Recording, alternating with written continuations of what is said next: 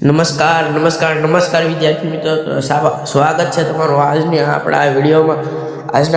વિડીયોમાં દ્વિતીય સત્રની એક્ઝામનું આપણે ગુજરાતીનું પેપર સોલ્યુશન કરવાની છીએ. એમાં વિભાગ એ થી ડીનું સંપૂર્ણ 100% સાચું સોલ્યુશન થવાનું છે. તમારે સોલ્યુશન કરવું હોય તો આગળનો આપણો વિડીયો જોવો આવડવા અને આપણી ચેનલને સબસ્ક્રાઈબ કરી દેજો તમને આ વિડીયો ગમે તો ચાલો આપણે આપણો વિડીયો શરૂ કરીએ. તો આખો વિડીયો સંપૂર્ણ જોજો ને તો ચાલો વિદ્યાર્થી મિત્રો આપણે આપણું પ્રશ્નપત્રનું સોલ્યુશન ચાલુ કરીએ. તો વિભાગ એમાં ગદ્ય વિભાગ છે, આમાં જોડકા જોડવાના છે. વાડી પરના વાલા આ કયો પ્રકાર છે એ આપણે લખવાનું છે. તો તે નિબંધ પ્રકાર છે. ચોરીને પ્રાયશ્ચિત એ આત્મકથાખંડ છે, તમે પણ લખી નાખજો. હવે આપણે આગળ જોઈએ તો ગાંધીજીની દ્રષ્ટિએ ખાલી જગ્યાની શક્તિનું માપન કાઢવું અશક્ય છે. એમાં અહિંસા આવશે. અહિંસાનું માપન કાઢવું અશક્ય છે.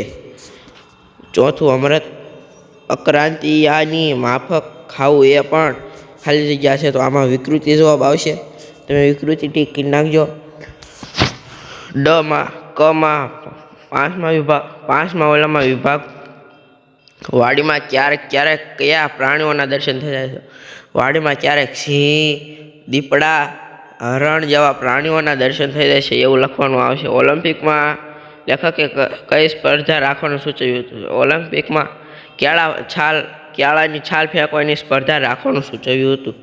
નાનજીભાઈ મહેતા જીવનનો પંચશીલ સિદ્ધાંત તમારે જણાવવાનો છે. આમાં 7મા ઓલામાં એ તમારે ગુજરાતીના પાઠ્યપુસ્તકમાં આપ્યો છે, એમાંથી જોઈને જણાવી દેજો. પછી ગોપાલ બાપાએ શિવાલયની પૂજા કરવાની શા માટે ના પાડી? કારણ કે ગોપાલ બાપા માનતા હતા કે આટલા બધા માણસો રહ્યા એ મૂર્તિથી માણસ છે, બીજી મૂર્તિઓને ક્યાં નાખવા જઈશું. 9માં છે બાબુના શોધનો અનુભવ, તમારા શબ્દોમાં લખો. બાબુથી ભૂલથી આ પુણ્યનું કામ થઈ ગયું હતું અને બાબુથી યમદૂત ખુશ થઈ ગયા ને બાબુને અમલોકમાં બોલાયો હતો. ના જઈને બાબુ એ અપ્સરા બની ગયો અને ના એમને ખાધું પીધું નાચ ગાન કર્યા અને પછી તેના મિત્રને પણ બોલાવ્યું. એ બધું અનુભવ લખવાનો છે તમારે. અરુણિમાનું પાત્ર લેખન કરવાનું છે. હવે વિભાગ બીમાં આપણે જઈએ તો મરજીવિયા કોને લખ્યું છે? તો મરજીવિયા કાવ્ય પૂજાલાલે લખ્યું છે. ગોદમાતની ક્યાં ચંદ્રકાંત શેઠે લખ્યું છે.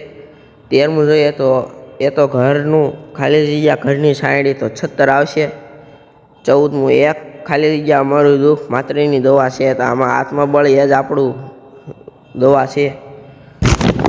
મારા સપનામાં આવ્યા હરી એમાં આપણે લખવું હોય તો મારા સપનામાં આવ્યા હરી મને બોલાવી ઝુલાવી વહાલી કરી સામે મરક ઊભા રહ્યા મારા મનની દ્વારકાના સુબા મારા અરુણે આંસુને લૂછ્યા જરી. આવી રીતે તમારે પંક્તિ પૂરી કરવાની રહેશે.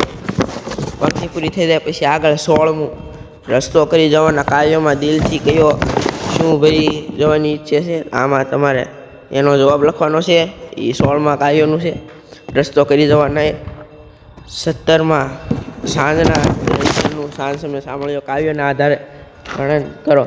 એમાં તમારે લખવાનું થશે કે હરી આવે છે, બધા શણગાર સજીવો છે, ઘર મકાન બધા સાફ કરે છે. એવી રીતે સાંજના સમયનું આપણે ગામમાં કેમ હોય એવી રીતે એમાં લખી નાખવાનું. ગોતમાતની ગયા કાવ્યના આધારે કઈ બાબત અધૂપરી છે આમાં લખવાનું છે. મરજીવિયા કાવ્યમાં વ્યક્ત તો જીવનનો દ્રષ્ટિ નિષ્ઠકોણ તમારા શબ્દોમાં લખો. એનો જવાબ હું દઉં છું, તમે શાંતિથી સાંભળજો. દષ્ટ નિશ્ચય રહીને સાહસ જે માણસ કરે છે આ જિંદગીમાં તે મોટી રૂપ ફળ છે એવું કંઈક કહેવા માગે છે. ભાગ સીમાં આપણે જોઈએ તો વિચિત્રમાં આવડું આ વિચિત્ર આવશે.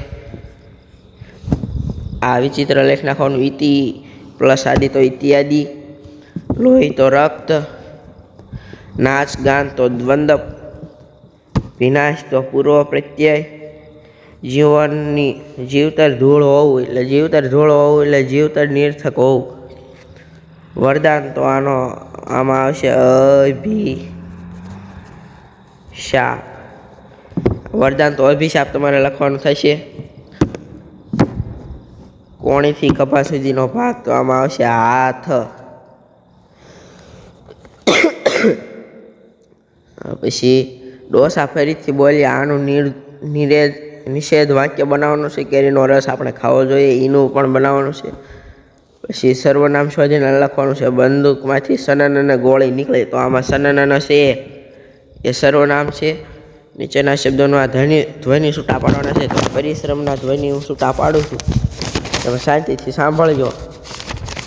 તો એમાં પરિશ્રમમાં આપણે લખવાનું થશે પ વત્તા અ વત્તા ર વત્તા ઈ વત્તા શ વત્તા અ વત્તા ર વત્તા અ વત્તા મ વત્તા અ એટલે પરિશ્રમ થશે. સજ્જન કેરા સંઘથી ટળે બધા પરિતાપ, શીલ લાખ પર દાબળા ઉત્તમ ઉઠે છાપ. તો આમાં કહેવામાં આવ્યું છે કે સજ્જન માણસોની સાથે બધા રહેતા હોય તો બધા પરિતાપ એટલે દુઃખો હોય તેનાથી બધા દૂર ભાગે છે. તેના કોઈ સંકટ આવતું નથી, તેનું જીવન ખુશખુશાલ રહે છે. શીલ લાખ પર દામણા ઉઠે છાપ, તમે ગમે એવા કામ કર્યા સમાજમાં તમારી ઉત્તમ છાપ ઉઠશે એવું આ પંક્તિમાં કહેવામાં આવ્યું છે. તો સહેલી આ પડશે એટલે તમારે આ લખવાની છે. પત્ર લખવાનો અથવા અહેવાલ લખવાનો, આમાં તમારે બેમાંથી ગમે એ એક કરવાનું છે. તો પત્ર લેખન કરજો, એ 3 માર્કમાં સહેલું પડશે. સંવેદનશીલ વ્યક્તિનું હૃદય કેવું હોવું જોઈએ? તો સંવેદનશીલ હૃદયનું અન્ય કુસુમ જેવું કોમળ અને પોતાના વજન જેટલું કઠોર હોવું જોઈએ. આમાં આ જવાબ આવશે. ચરિત્રમાં સંવેદના જગાડવાની શક્તિ શેમાં છે? તો સંવેદના જગાડનારી શક્તિ શેમાં છે એનો જવાબ આપણને આમાં આપ્યો હશે, તો તમે વાંચીને જોઈ લેજો. નીચેનું કાવ્ય, આના પ્રશ્નના જવાબ આપવાના છે કાવ્યના આધારે. અસ્તસ્થતા રવિ અસ્તસ્થતા કોને પ્રશ્ન પૂછે છે? અસ્તસ્થતા રવિ અવિનને પ્રશ્ન પૂછે છે. આશ્રય કોણ કર્તવ્ય માર? અવિનને પ્રશ્ન પૂછે. રવિને અશ્વિન પ્રશ્ન પૂછતો સૌનો કોના પર અસર છે?